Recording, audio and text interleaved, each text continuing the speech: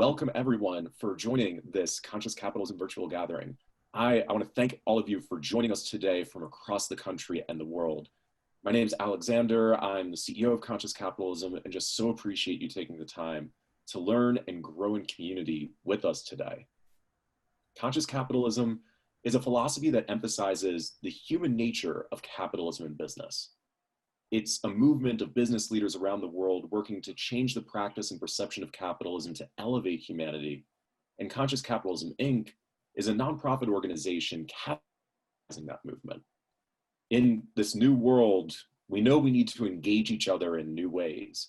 And historically, Conscious Capitalism has not held many virtual events or activities, but like everyone else, we're adapting to this new world and are beginning to host these regular virtual gatherings, ranging from introductions to conscious capitalism for those of you who are new to the community, to examples of conscious capitalism in practice from leaders who have been doing this for a long time, and discussions on important issues related to how we elevate humanity through business. And I am just so pleased and honored for us to have Joe Kenner and Marcus Glover here to have a conversation today.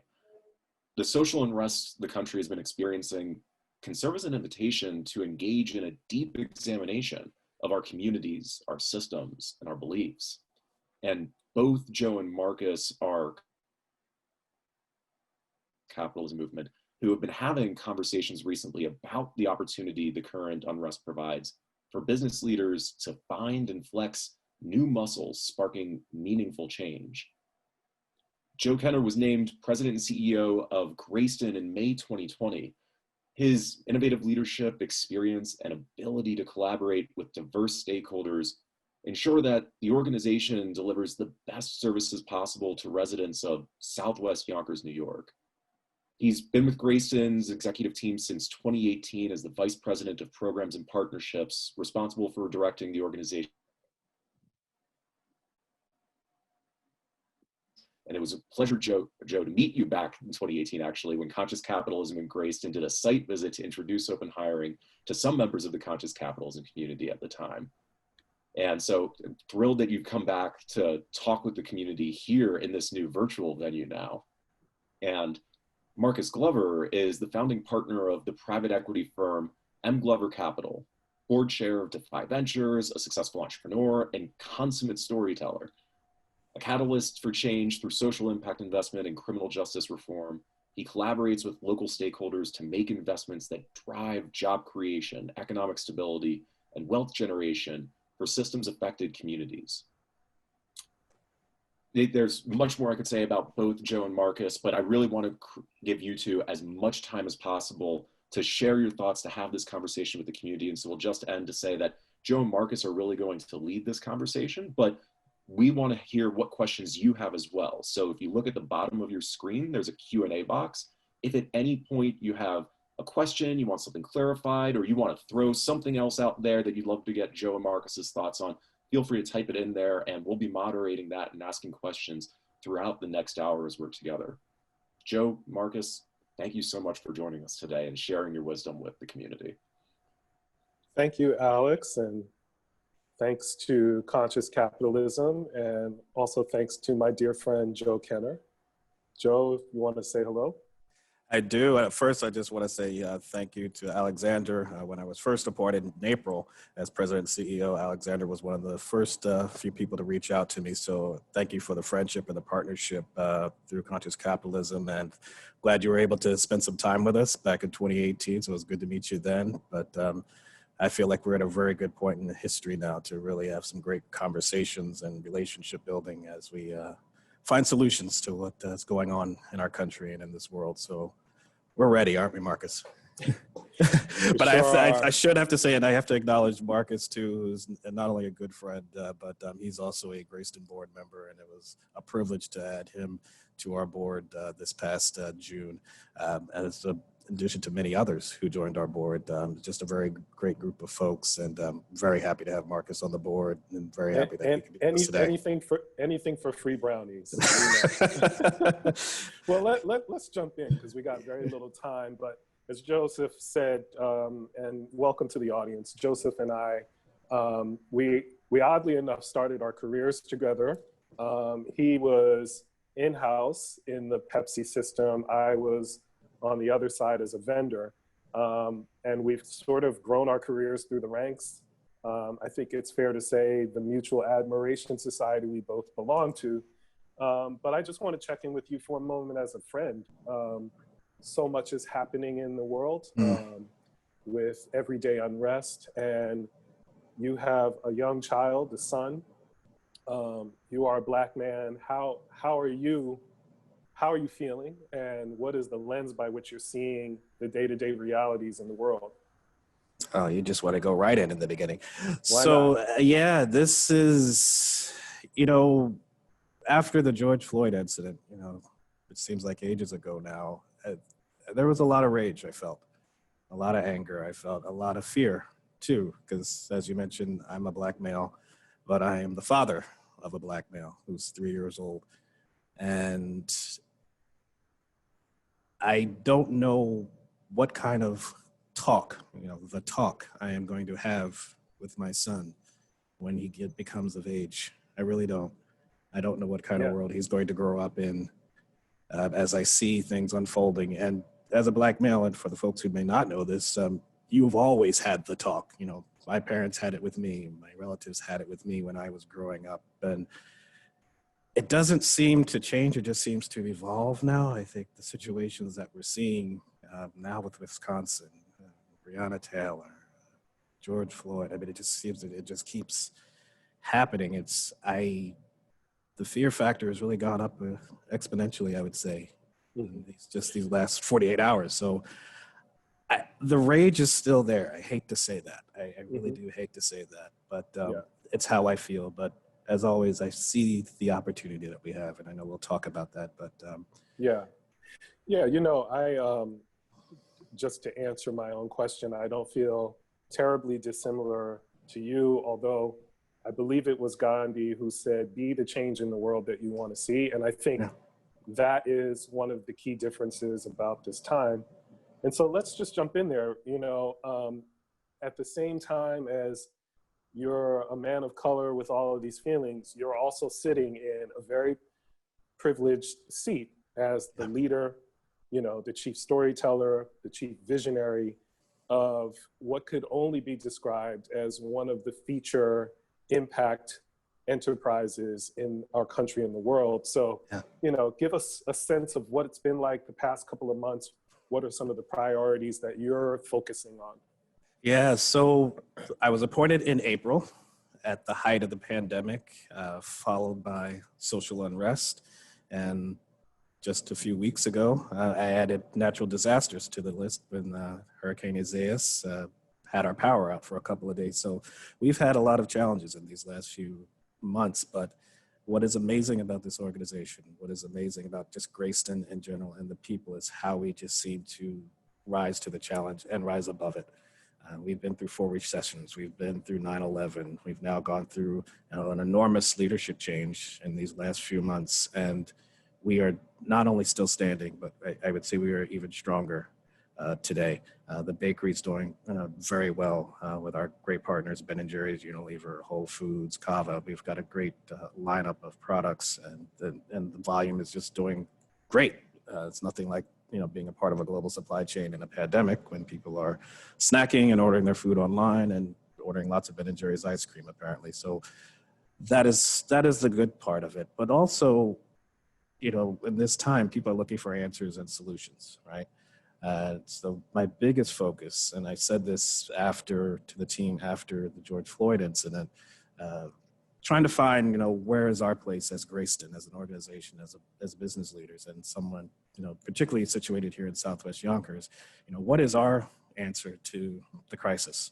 And as I reflected on it, we've always been the solution to the crisis. For the last 40 years, we have always been about inclusion. We've always been about non-judgment and building thriving communities. And we do that through our open hiring model, where folks, all they have to do is put their name on a list at our bakery and you get a job automatically when it comes up. No interviews, no background checks. The job is yours. So that has always been a part of our culture. It's a part of our DNA. And I think that's what folks are looking for right now. They're looking for hope. They're looking for solutions. They're looking for answers. And we've provided that for so long. So my goal is to double down on what we've done very well. And it's double down on getting the message out about open hiring and about Greyston, a successful business with a successful hiring model that brings people into employment, that brings them into a family, as one of our bakers said in a recent video. That's what folks need right now. If you just look at Joseph, that. yeah, I want to dive much deeper into the open hiring practice. I want to save that for later. I want to just try to get a sense from you of, there's two ways of looking at this time. One is, when do we go back to normal, right? When do we reset to normal? The other way of looking at it is, how do we use this opportunity to reimagine a new and even better world? And when you look at the future of work and what Grayston has done to provide dignity to not only a community, but whether it's unhoused people, formerly incarcerated people, formerly trafficked people, what are the ways in which you are starting to view this opportunity? Do you want to just go back to 2019, or do you think that this is an opportunity to re-envision a better world? Yeah, absolutely. Look, if there's one thing that COVID has taught us, or the social unrest has taught us, the natural disasters have taught us, we can't go back to normal. And quite frankly, I don't want to go back to normal. Part of what I've been doing since I became president CEO is we're changing normal. New leadership team, new way of looking at our business, new way of looking at our foundation and the nonprofit, how we're servicing our clients here in Southwest Yonkers. You've seen the Business Roundtable. They abandoned shareholder primacy and now they're adopting stakeholder capitalism. Can't go back to normal. There's a whole class of folks out there that want to work, that need to work, that need to support their families and support themselves. And we as business leaders, we have the one key lever that can help bring folks into that process. And we need to change. The system needs to change to make that happen. So normal is not an option anymore. There's a new normal. There's a new normal that we have to have. And there's a new evolution in just human capital management and how we deal with talent, how we deal with our people. That's not an option for me anymore. And I don't think it's an option for any business leader that's serious about changing.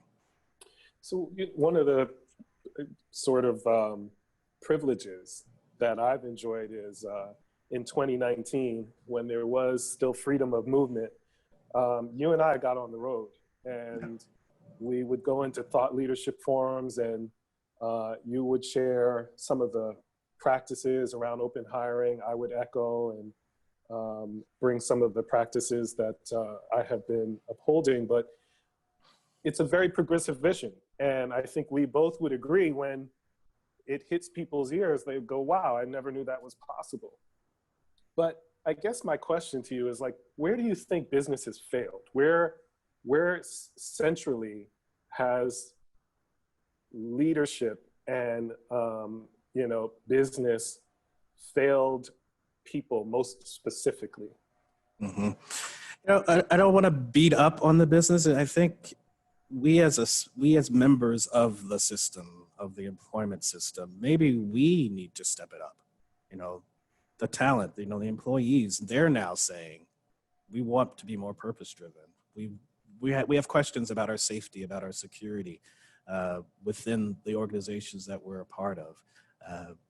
I think that's why, the Business Roundtable changed their focus because people are now demanding that. It used to be attributed to a demographic, like this is what the millennials want.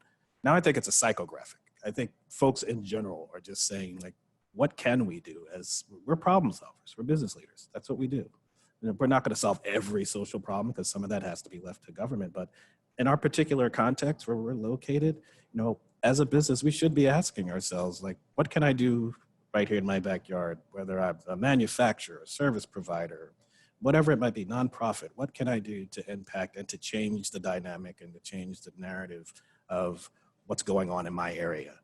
And every business leader can have an answer to that if you're really going to be intentional about it and really trying to solve the problem. So let's dig in here a little bit. So Grayston, I don't know whether you're at the office now, but I'm in the office. You're in the office. Southwest Yonkers. Yonkers is located in a county, Westchester County, Yeah. one of the wealthiest counties in New York, one of the wealthiest counties in the country. Yeah. And yet it is met with the most critical statistics around health and employment and Yes. wealth. Every sort of damning indicator Yeah. is present in that community. What was the decision that led a Greyston to say, well, it's not just the county's responsibility, or it's not just the governor and the mayor's responsibility. We are going to make ourselves an important part of this community and engage. What does that look like in the face of so many corporations that just don't? Yeah. It goes back to our founder, Bernie Glassman, who unfortunately he passed away the November after I started in 2018. Bernie's vision was all about us, humans, folks in Southwest Yonkers. And quite frankly, there has been a lot of improvement since Grayston was started, 38 years ago. But a lot of the unemployment situation, homelessness, formerly incarcerated, all of that still is the story. But at that time, before we had a bakery, Bernie saw the homelessness. At that time, AIDS was rampant and not fully understood. And he saw people that were really languishing and kind of neglected by society. And that's why he literally started pulling people off the streets and saying, hey, come work with us. We're baking cakes at that time, and hiring them and saying, I'll teach you a skill. You can learn this and you can become whatever, 2-3 years from now. And that was part of his whole belief in, building trust and creating thriving communities and inclusivity and clearly non-judgment. I mean, you're literally pulling people off the streets that you don't know and, asking them to come work for you. But it's motivated, and this is the intentionality piece. It's motivated by the belief that, you have a gift, I have a gift. And when folks are not fully giving of themselves and lending their skills and their talents to society, we lose, because there is something that you have to contribute to society. I have to contribute to society. And when you're not doing that, or if I'm not motivating you to do that, the society is losing. And we see it now. There's 700,000 coming out of, whatever type of incarceration every year. And they come back to what? They, supported by public assistance or supported by the, criminal justice system, where it's jails or prisons. Those are all costs to society. They're not adding to society.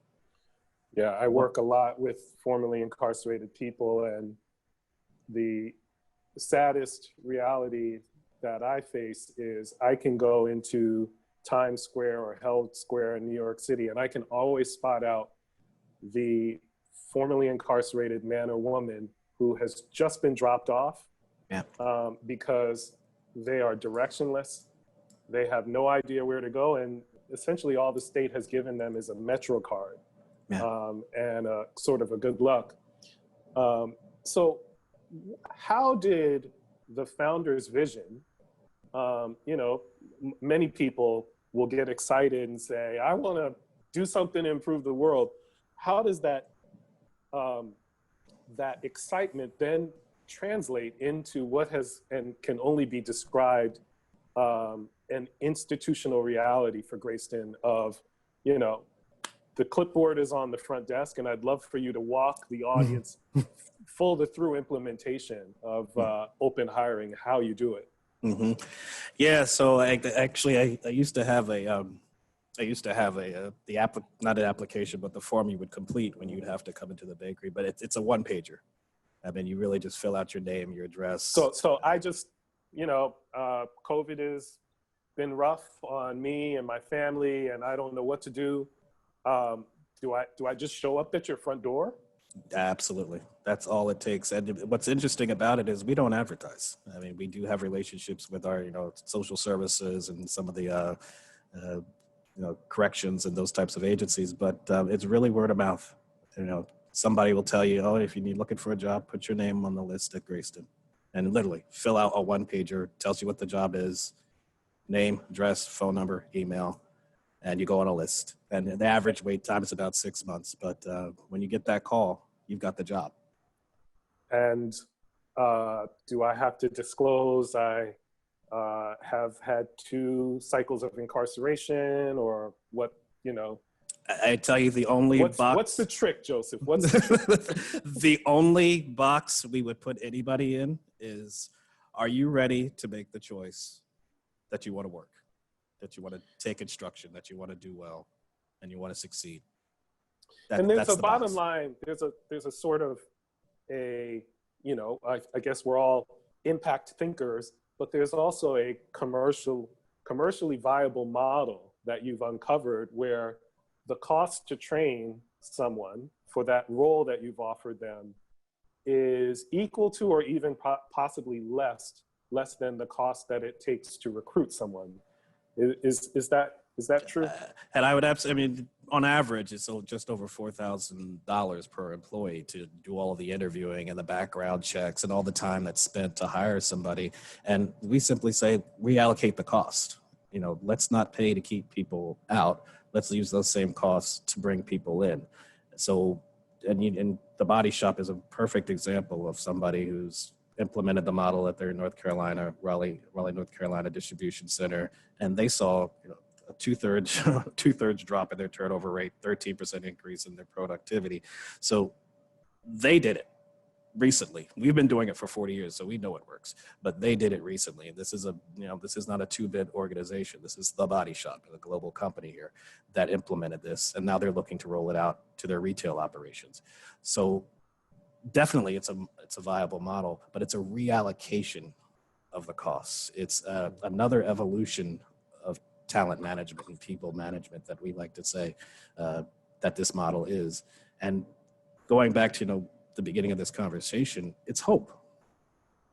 Even if you don't get the call right away, there is the possibility that sometime between the moment I put my name on that list and on average the next 6 months, I am going to get a call and I am going to get a job and you're going to train me.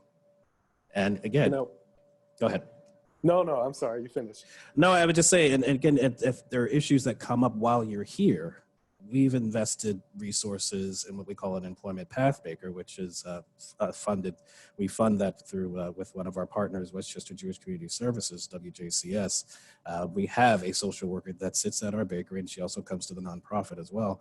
But that person's tasked with connecting you to the resources that may prevent you from being successful or fully present on the job, you know, transportation, housing, child support, domestic violence, whatever it might be. This is the reciprocal relationship between employer and employee that we'd like to have, so that folks are telling us about those issues and we can solve them. Yeah, so I want to, I get excited. I want to slow you down because I think you're hitting on things that are so important for this audience. Let's really dig into that because, there are probably a couple of dozen people on this call who are in charge of hiring decisions, and they're going to go, man, I got excited by hearing Joseph and Marcus's conversation, and I want to do open hiring. I want to open my doors up. But you didn't just stop there.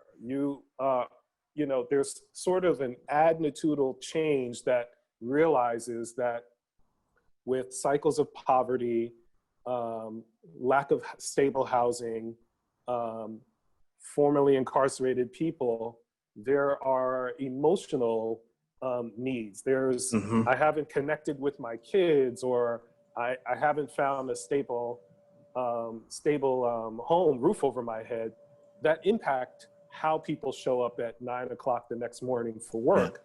So I would love for you to share, like, what was the problem that you were trying to solve there, and what was the implementation side? What is the stack of resources that you put in place? Yes, let me correct you on one piece. So, I mean, you mentioned the issues that folks that are formerly incarcerated, homeless have.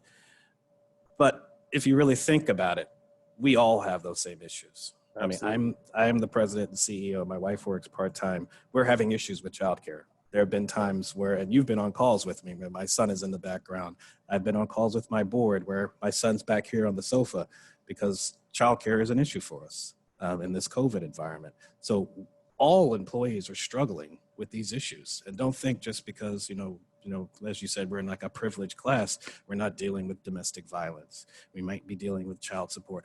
All employees deal with that. That's why I think, as I said, this is an evolution of people management and talent management, where we have to look at the whole employee. But what triggered it for us is, look, we're in a manufacturing industry and, there's turnover. We wanted to figure out why that is. Why are people turning over? Why are they just leaving after however many months or weeks on the job? And it was all those issues. But again, I know we've seen it at Pepsi. The work-life balance issues. There were, I want to spend more time with my family, or I have childcare issues. Same thing. No matter what your class is, we're dealing with those issues. And how can we, as an organization, if I want to bring in good talent and keep good talent, what about my organization needs to change or get better to bring those folks in and keep them here? And so that they can be fully present, so that they can contribute to the organization and do it in a meaningful way. That was a trigger for us. And again, sometimes you don't have to be the one that does the work. That's why we contracted with Westchester Jewish Community Services. Our bailiwick is not mental health services and social services. We do employment. Westchester Jewish Community Services does the heavy lifting of the mental health services and all the social services programming. We'll let them handle that.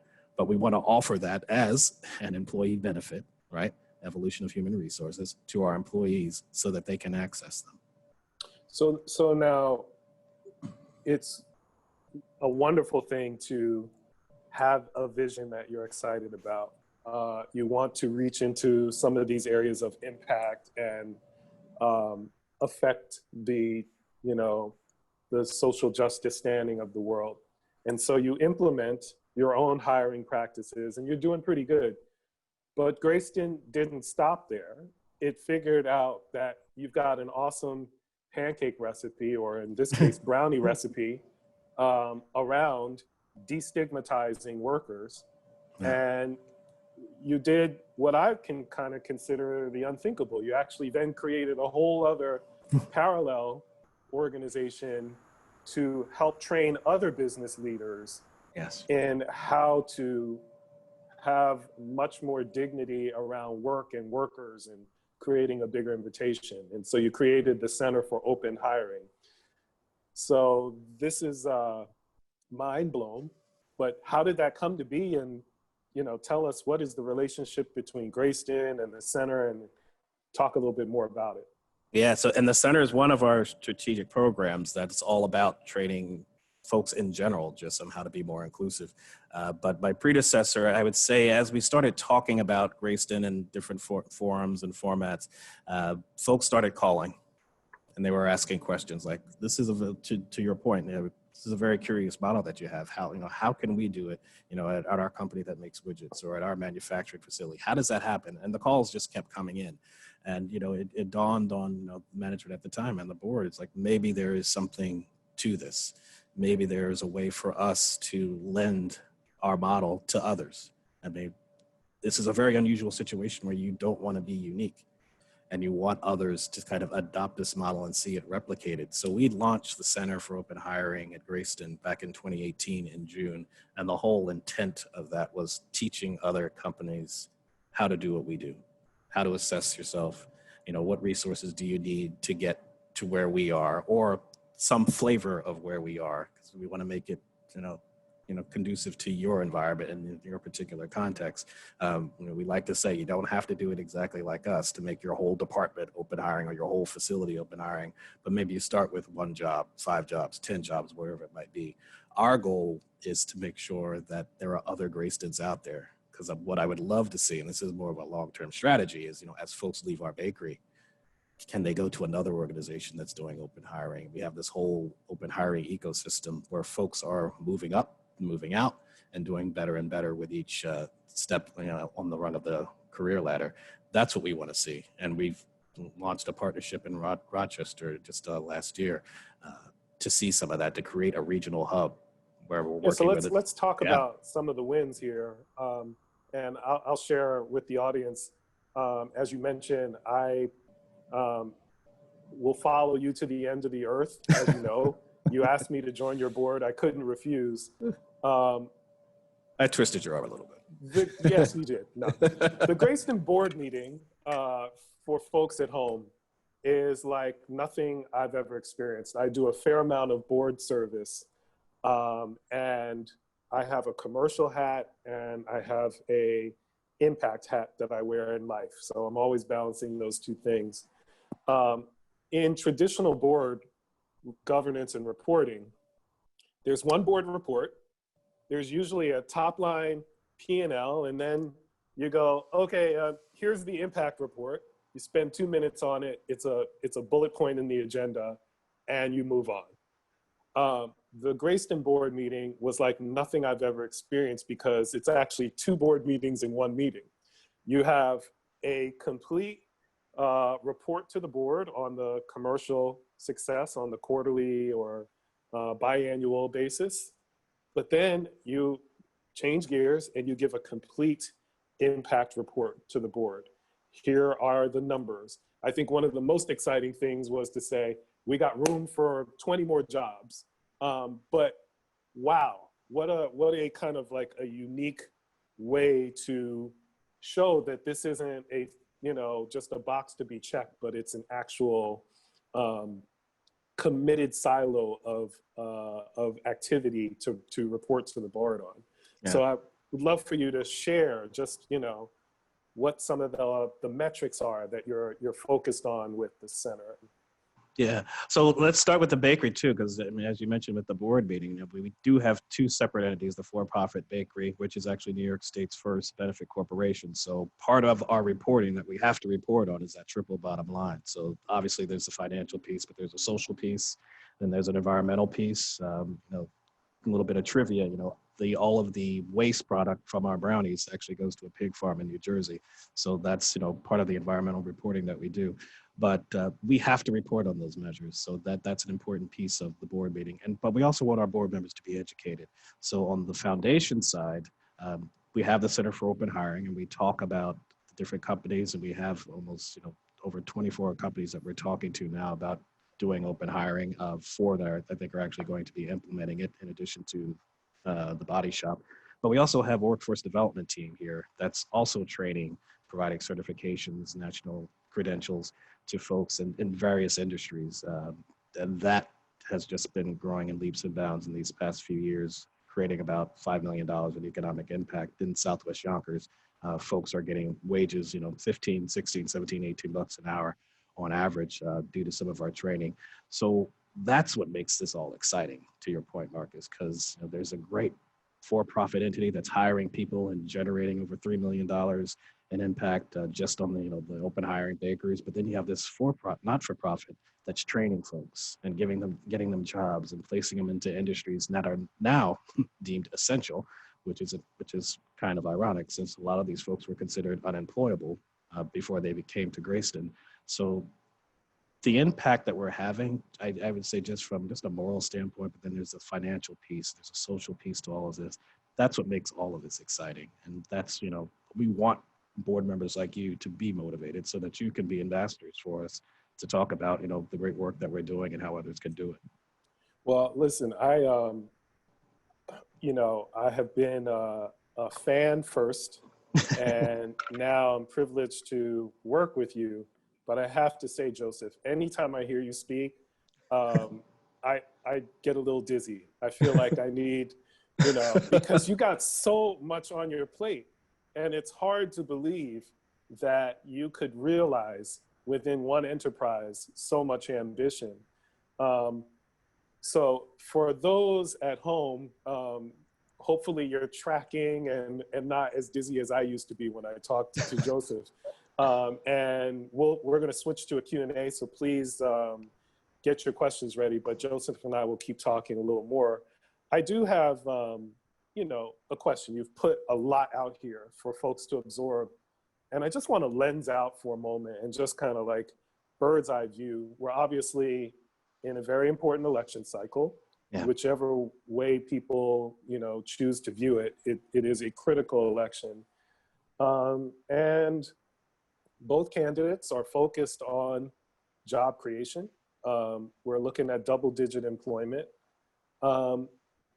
What are the things that you are feeling that are really important to share, broadly speaking? You know, if you were to have an ear into either candidate, you know, what could they learn from Greyston and what could they embrace on a national level? They need to embrace inclusive hiring. And I think, you know, and I've watched last week's convention. I'm watching the conventions this week. And, you know, I was a former recovering politician, elected official. I've not been a fan of these conventions for a while now, because it's basically just these Hollywood produced productions. So there's not a lot of substance there. That's what's missing right now, is the substance of, to your point, employment, workforce development. You know, how do we change as a country? How do we get ready to plan for the long term to bring people into this economy? I mean, the president talks about, you know, how the economy was booming prior to the pandemic. He's right. However, in Yonkers, people were still struggling during the longest economic boom of this country.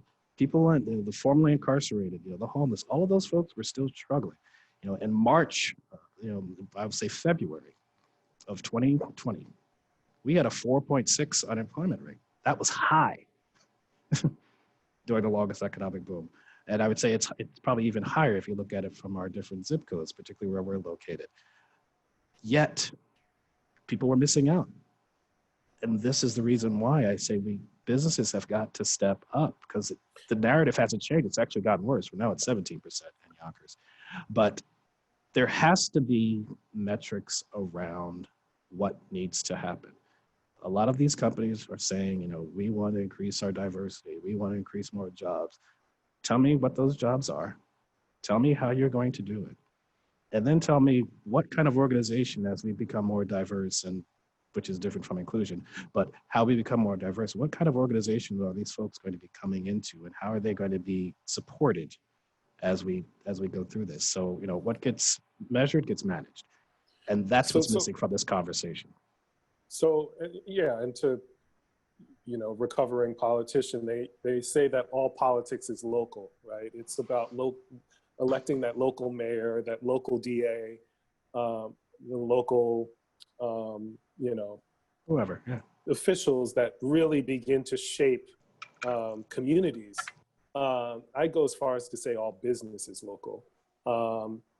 What are some of the like learnings that, you know, what does it mean for, although as you said, there's 17% unemployment in South Yonkers, what does it mean for people to walk past the Grayston bakery and know it's there? What does it mean for a child in that community to know that a parent or a cousin or an uncle, you know, got their restart in life through the bakery, and now they're working at a hospital, or, you know, so what have been those sort of local touches that you've been able to observe? Yeah, I would probably flip it another way. Like, what would it mean if we weren't here?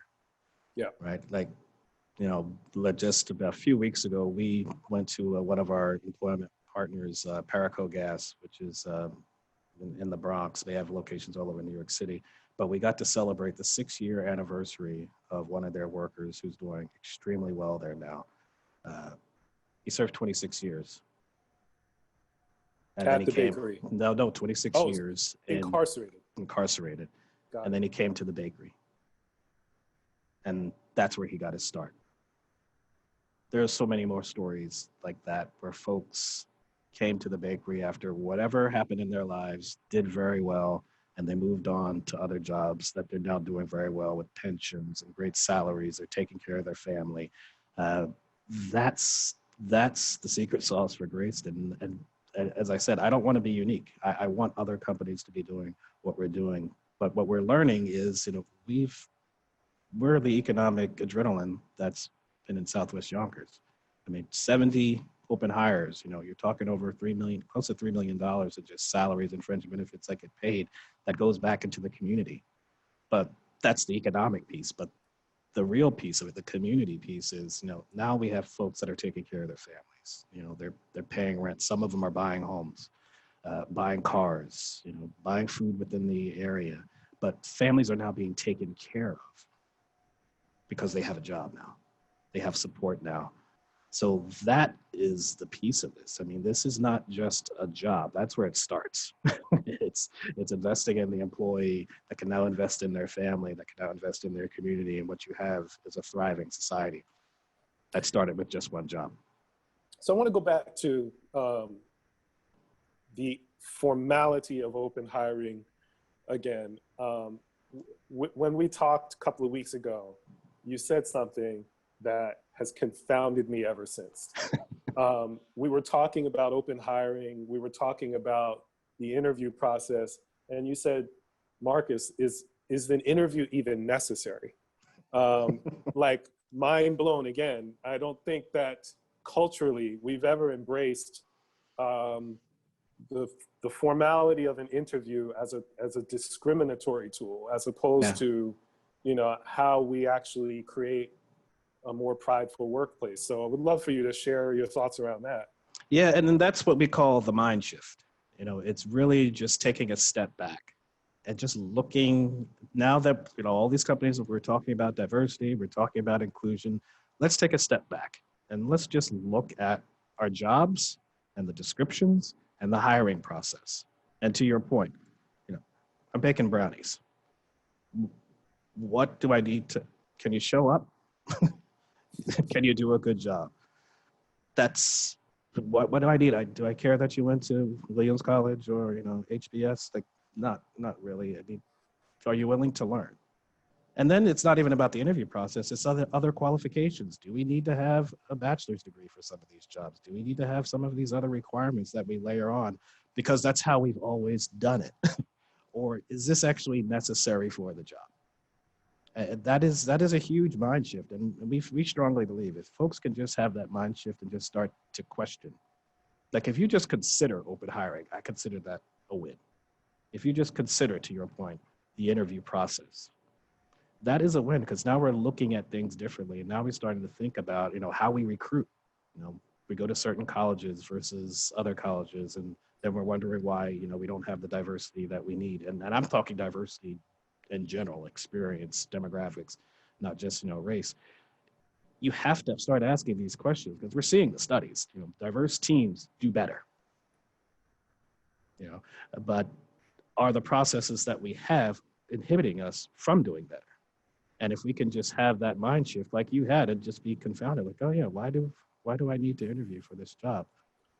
That is a win for us. But to me, it's more a win for the folks that want the job. Because now that they're no longer excluded or unemployable, you brought them in.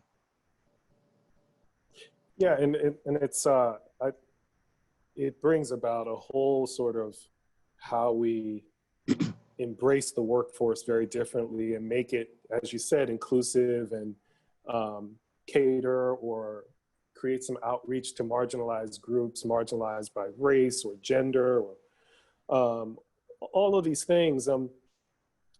I guess my question for you is, for this audience, our time is sort of dwindling down now. In football, there was what was called the Rooney Rule. And the Rooney Rule was after the owner of the Pittsburgh Steelers, Art Rooney. And he mandated that whenever there was a job opening, they had to interview a minority for that position. That they had to increase their candidate pool for any executive position.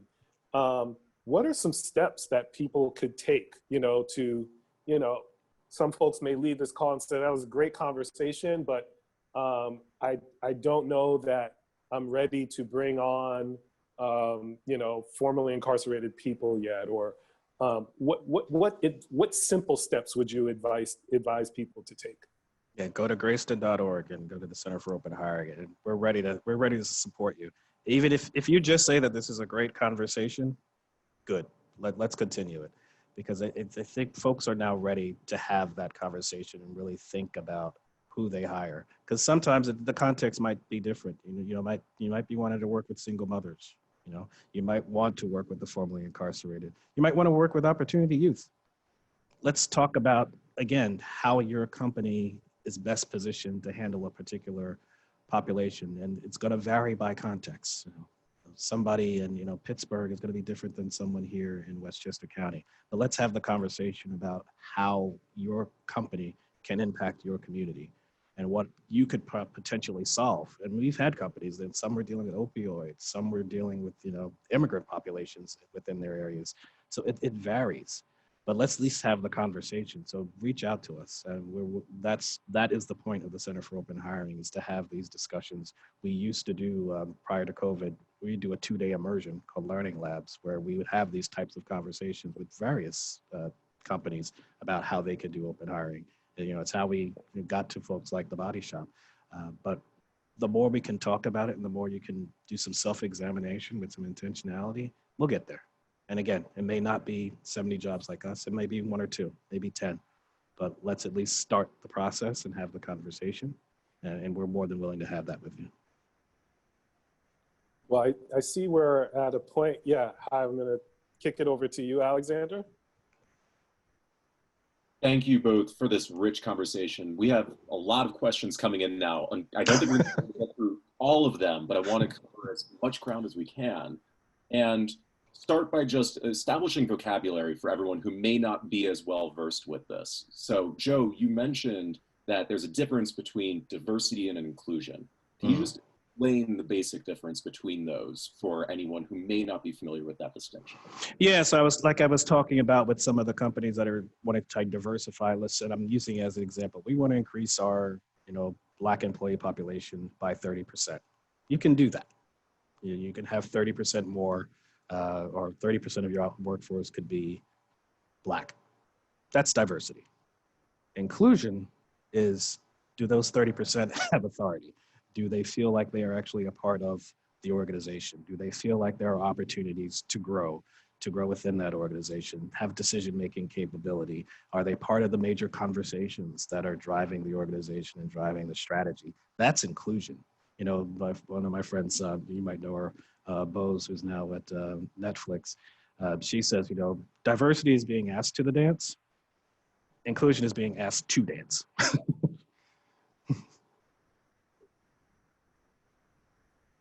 So with that baseline, we have one question from Linda who asks, when starting these programs, how do you build trust amongst all the stakeholders? Especially as you both talked about politics and society, one of the things we seem to have lost today is the ability to trust each other. Mm-hmm. And so how do you establish that bridge and build that trust bridge with your stakeholders? Mm-hmm. It's relationship, and it's intentional relationships. That's what, if you part of the open hiring process. So when you get the call, it's, you go to an orientation, that's your first day on the job, and you get introduced to all, benefits. And we get introduced to the employment pathmaker. Part of that process is saying, if you have issues, we want to hear about it. It's okay. It's okay if you're dealing with domestic violence. It's okay if you're dealing with recovery.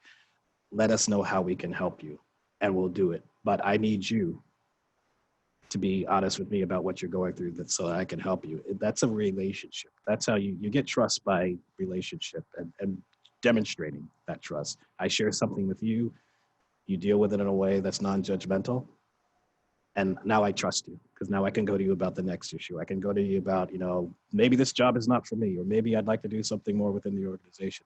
That's a trust issue. So we do it by just being intentional about it. I mean, the model is all about the intentional non-judgment, intentional inclusion, and seeing folks thrive within the organization, but also in their home as well. So it really starts with the relationship.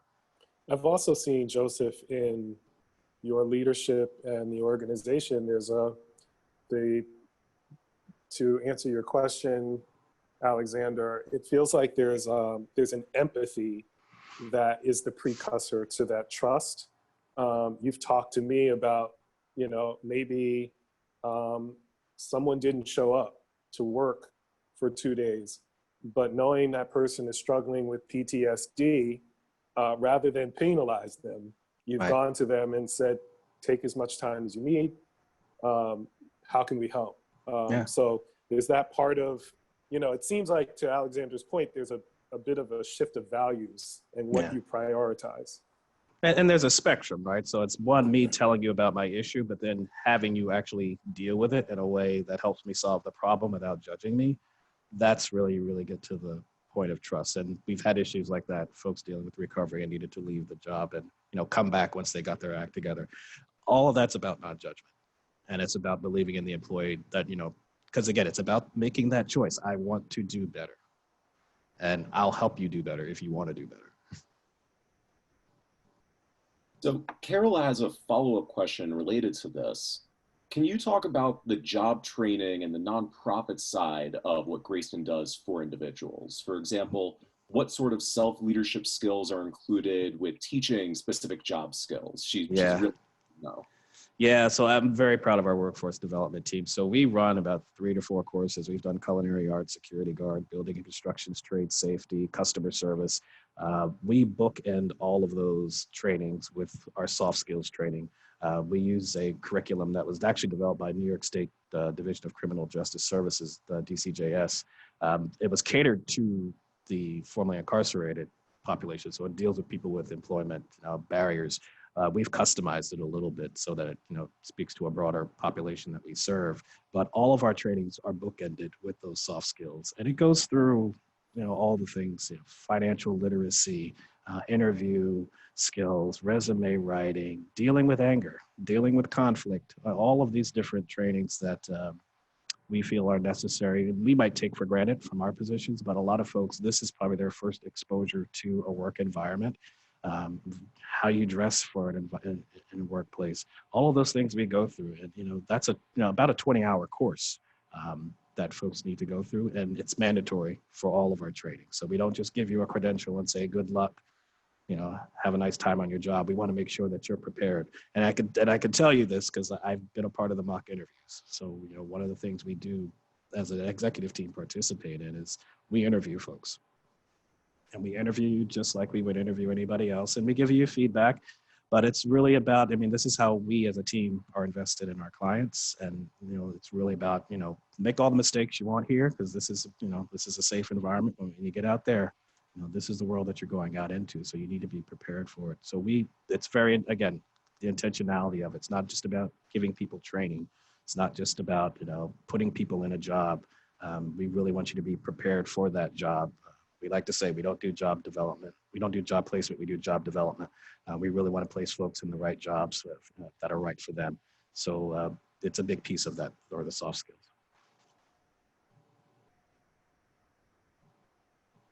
So one other participant asked, does the open hiring only apply to entry-level positions? How do you approach leadership positions or positions that may require some kind of expertise? Is that promotion? Yeah. Do you go out? Yeah, I would say open hiring lends itself better to the entry-level positions. I joke, but not really joking. I'm not saying to JP Morgan Chase that, all of your private client positions should be open hiring, because clearly there's a level of expertise and training that you need to have to service somebody's retirement package. So I'm not saying that, but for the entry-level positions that, where all it takes is on-the-job training, and, to Marcus's earlier point, why do we really need to interview for a job where I'm going to train you anyway? I think that's where it lends itself well, but not just entry level, but it's also the DNA of the organization. So, if you're about having that inclusive environment, if you're about, and that's part of your culture, and that's a part of, your fabric of your organization, that supports open hiring as well. Cause you got to have both. It's not, you just can't have open hiring, but then you don't want to support your employees once they get there. It's really a total package. And so this question is for both of you. Greg asks, MLK, John Lewis, and Andrew Young, who actually spoke to the Conscious Capitalism community a few weeks ago, favor peace and love over hate and division. And he wants to know, do you have any plans for how to cycle open hiring organizational wins back to the righteously angry people out on the streets? How is this a way forward? You want to take that first, Marcus? Yeah, sure. Thank you for the question, Greg. So I consider myself amongst the righteously angry. So throw my hand up on that one. Yeah, me too. I think we have to accept the fact that not all of us will be the warriors who will lead the uprising by taking to the street. That is a very important component of how justice is achieved, highly important. But some of us need to wage protest in the corporate boardroom and take that righteous indignation. And although Joseph politely declined to shame some corporate leaders, I'm a little more shameless. And, you know, I was on a webinar the other day with a CEO of a very successful private equity firm, and they were talking about social justice. And this CEO was talking about his prized investment, which was to train young people of color for careers in private equity. But what this CEO didn't, and nor did the moderator, tackle was the fact that this was one of the largest investors in private prisons and detention centers, which I couldn't believe that they made the conscious choice to whitewash his record and commitment. And so I think that the answer is we are taking things like open hiring practices and we're pressing it in the faces of corporate organizations, because to Joseph's point, there's a lot of dignity that can be gained from having a job, from being gainfully employed, the emotional benefits, the benefits of being able to help your family. And so to me, I look at this as a vehicle, a primary vehicle of activism. And so I look at myself as a protester, protesting in these channels. Yeah. So we could have done the whole segment on that question. So, you know, what I would say, I think about 81 people on this call, you know, what can you do to bring open hiring back to your communities? Because the responsibility is actually on both sides here. Businesses need to understand, we got to back up the question a little bit. Why are people angry, whether it's righteous or not? If you go to our website and you look at my statement on George Floyd, you know, I talk about, you know, I'm with Marcus. I was angry. I had rage. I mean, actually my communications person, when I initially wrote the note, I mean, I had rage in one of the emails and then she changed it to anger, but I changed it back to rage because that's how I felt. But we got to talk about why do people feel that way? And it's about loss of hope. You know, something is unfair about the system. I see people profiting and getting jobs or getting access to credit, and I'm not. Why? What can you do as a business to give folks that hope, to give them a chance at employment? You know, financial institutions, what can you do to help, you know, talk about, you know, inheritance and financial education so that folks can be literate in these very important wealth building vehicles? That's what folks are missing right now. And that's why they're getting angry. Plus, you know, they're being shot at and killed. So all of that piled on together, businesses can offer solutions to that. But people, us, can also talk about the other organizations like a Greyston that are offering opportunity and hope to people and how folks can change, how businesses can change. So I'd actually throw it back to the 80 or so folks on the call. It's like, what can you do now to bring open hiring to your community, and how can we help you with that? Because that's what's needed right now. People need solutions. They need answers. You know, I'm all for protesting. You know, let's be angry for a few minutes, but at some point, we got to get some practical solutions on the table. Got to get some metrics of success on the table, and we got to hold people accountable. And that's the other responsibility of this is we got to now hold folks accountable. Enough with the platitudes, enough with, you know, the black squares on your social media page and you hear me and you're my ally. Thank you. Now we need solutions, concrete, practical solutions. And open hiring is one of those. So we only have a few seconds left. Joe, if someone does want to implement open hiring and they do want help with that, how do they reach out and ask for that help? Greyston.org and just look for the Center for Open Hiring and we'd be more than happy to talk to you. Joe, Marcus, thank you for this rich conversation. So much wisdom and insights. I really appreciate you two being willing to share all of this with us. And I know that so many others on this call appreciate it as well. Thank you for having us, Alexander. This was great. Thank you. Thank you, Marcus. It's a pleasure, Joe and Alexander. Thank you all.